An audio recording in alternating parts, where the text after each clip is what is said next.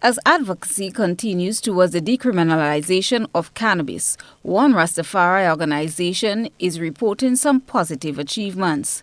Bongo Wisely Tafari, chairman of the Caribbean Rastafari organization, says some Caribbean leaders are now offering land space for the cultivation of the herb.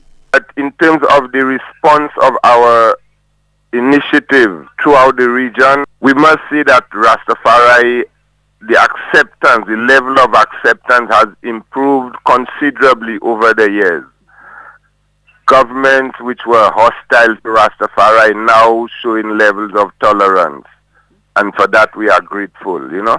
Prime Minister of Antigua, has gone ahead and issued an apology to the Rastafari community in Antigua because of the atrocities which Rastafari endured from the state because of their association with cannabis.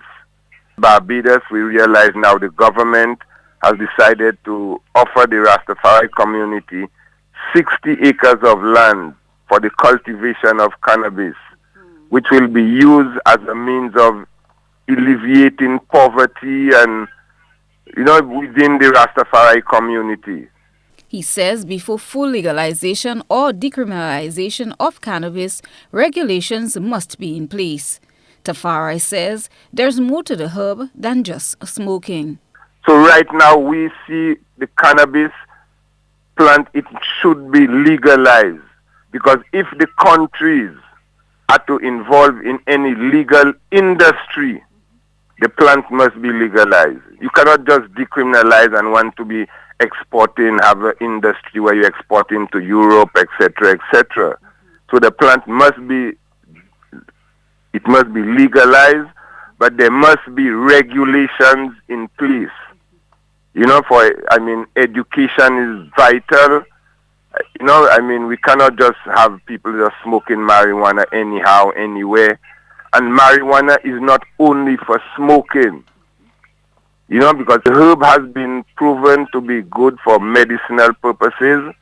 There is industrial hemp, which can be used for industrial purposes. And there is medicinal cannabis, which has been proven to be able to heal numerous illnesses and sicknesses which are confronting us today.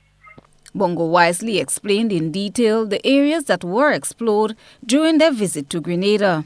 In the discussions, which was, as I said, was what we would call in-house matters, where we dealt with the bylaws of the Caribbean Rastafari organization.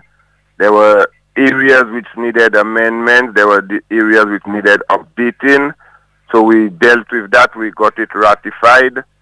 We also dealt with issues which affect the Rastafari community. For example, the cannabis reform, which is taking place throughout the region.